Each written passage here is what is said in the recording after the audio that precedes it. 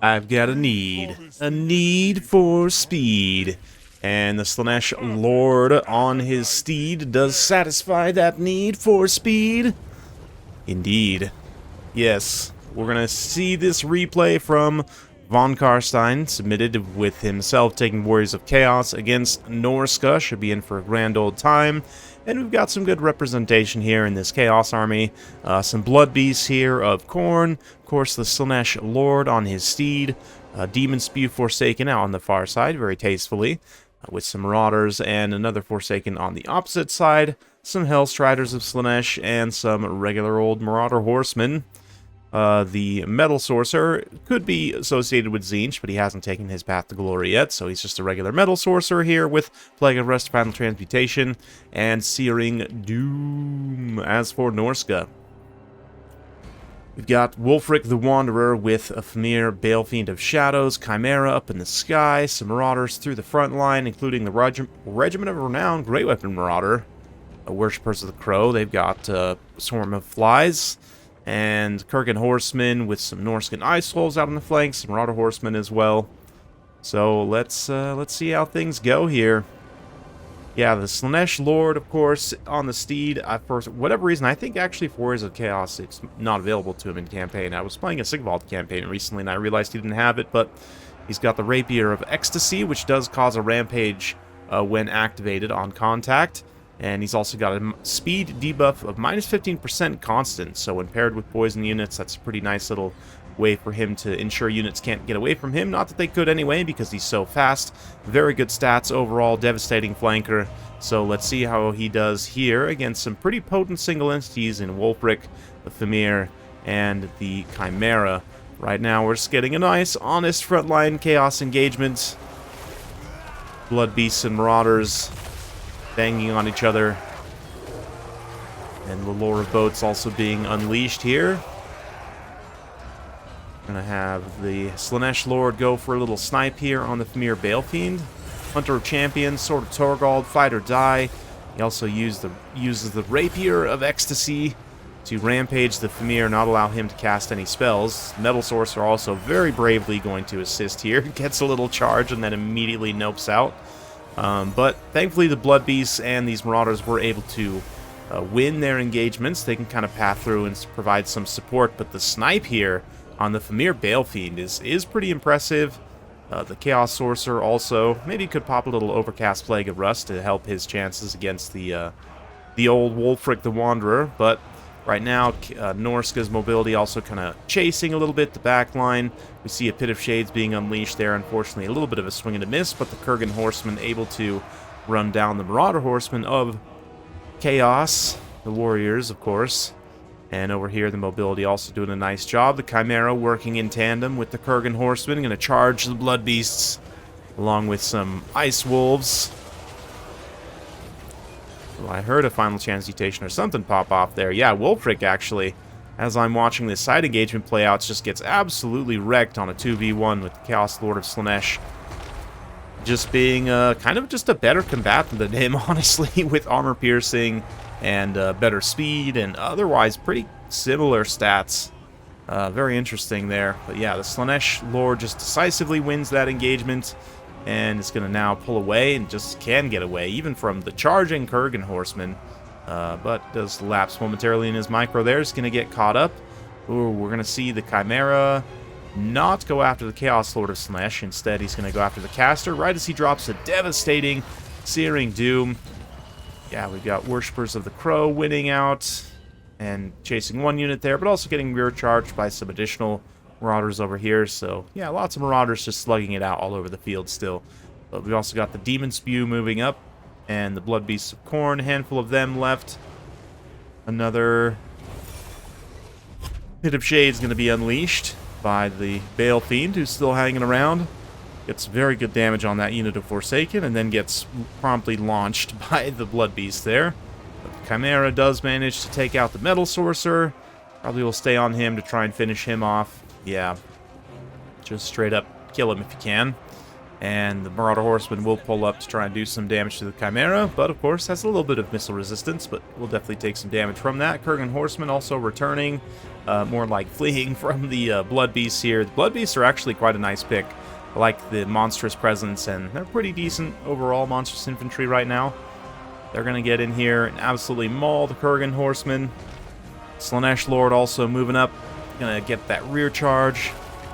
One great thing about him, and any character on the Steed, honestly, is they can just reposition so quickly, and it allows them to support different engagements very effectively, in opposition to, like, often Horse Lords or Horse-sized Lords, other monstrous mounts of a similar type.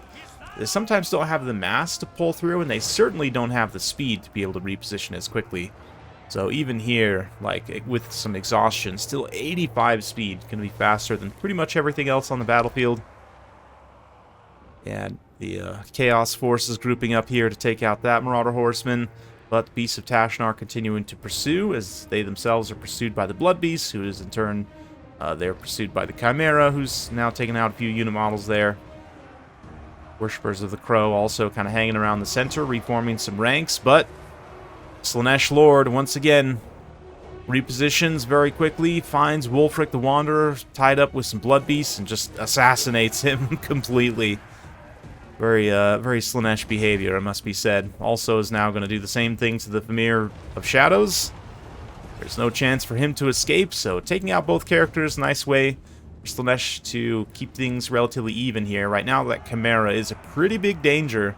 The Norscan player not dropping it as it needs to, but it should just be liberally cycle charging everything at this point, because there's not really a lot for this melee force that can challenge the Chimera. So yeah, some quick tear routes on these Marauders, could even drop these Blood Beasts pretty easily also. The Marauder Horsemen are maybe the biggest threat, but even still, Javelins, if the Chimera can get in the air and just charge them directly. Actually, it's going to go after the Blood Beast there. So now's an opportunity when the Chaos Lord of Slaanesh could fight the Chimera, when he's, you know, fighting some Blood Beasts. Always want to be supported in an engagement like this, especially with how low Chaos Lord of Slaanesh has gotten. Definitely taking some damage over time. The Chimera could very easily dispatch him with some favorable dice rolls. But here, he pops that Rapier of Ecstasy once more. The Norscan Ice Wolves, the Beasts of Tashnar, do manage to land. That anti-large bonus will help somewhat, but the extra attack, nope, it drops pretty quickly. But the Lord of Slaanesh in general, actually just getting hits on the Chimera while the Chimera's getting distracted fighting literally anything else. So that's an unfortunate situation for Norsca for sure, but let's see. The Warriors come in and clean up any remaining Norscan support, and yeah, with his own support, Lord of Slaanesh able to win that engagement. Chimera taking multiple attacks there, and I think that's going to be it. Yeah, Warriors of Chaos managed to take the victory there, very fittingly under the banner of Azazel. But yeah, I love the Lord of Slaanesh, honestly. Any character on the Steeds are good. You know, the Caster Lord is nice and cost-effective, but the Chaos Lord of Slaanesh, amazing stats, great weapon strength. I mean, we'll tangle with a lot of legendary Horse Lords, like we'll even compare him to Tyrion here in just a second. But yeah, also the Metal Sorcerer, very cost-effective. In general, the rest of the army here is going to do decently well. The Blood Beasts pay for themselves. And then the Marauder Horsemen also, decent contribution. But overall, it's actually a pretty good trade. Freeman here did a nice job of winning out in a lot of individual engagements. Yeah, the Worshippers of the Crow racking up a ton of kills. Honestly, very underrated ROR, I think, from the new DLC. Kurgan Horsemen, a few of them get some good engagements. Warhounds also, and Ice Wolves get some good engagements. So largely, like, Freeman's units mostly paid for themselves, but it's just the Chaos Lord of Slaanesh. So cost-effective. Let's go ahead and just check his cost real quick, so I am a little bit curious. I don't know if I've actually used him.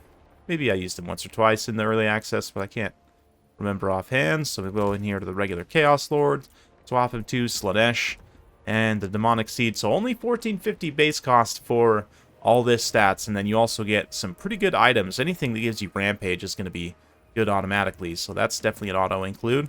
But let's just check for comparison of base price. In my mind, sort of one of the top tier Horse Lords in the game. Tyrion, 1800, so considerably more expensive, And Tyrion actually has less weapon strength. He's got more charge bonus, but no devastating flanker. The Slaanesh Lord also has 20% physical resistance. Is that just from the Steed? Yeah, on the Demonic Steed, he gets 20% physical resistance, which is actually insane. Yeah, stats-wise, I mean, Tyrion has the advantage there, especially with Martial Mastery active. But even still, it doesn't quite have the same speed. The Chaos Lord Slaanesh is going to be that little bit faster, and also critically have more mass, I believe. 1800 versus 1300. Yeah, that extra mass definitely goes a long way for survivability. Less leadership as well. He's not an elf. Legendary Lord, and less armor, but does carry a missile block chance, whereas Tyrion does not. So I would consider these relatively peer or combatants. HP also, Tyrion has slightly less as well. So, I mean, you're getting like Legendary Horse Lord stats for 1450 and some really excellent items. Like I said, that Rapier of Ecstasy. Anytime you can get Rampage, it's legit pretty strong. The Beguiling Gem we saw there, this is one I would include if I had the points for that extra speed debuff. Paragon of Excess is also a nice little defensive buff as well, debuffing enemies' melee attack. So you've got some options of stuff you can bring with him, all 150 points. Nice. So yeah, it just depends on how you want to kit him out. But even like fully kitted out at 1900, he's still going to be pretty decent. I mean, it is quite a bit to pay for like a horse character the end of the day with relatively low HP, but especially kitted down maybe just with the rapier at 1600, very, very cost effective. As we saw there, can easily get over 2000 value fighting the right targets, so definitely a great option to consider for Warriors of Chaos, but even for Slaanesh maybe. You might consider taking him as well. So, fun one for sure. Hopefully you guys enjoyed that. If you like the sort of content, be sure to like, subscribe, hit that bell notification button. Yeah, just do the thing. Thanks again. See you next time.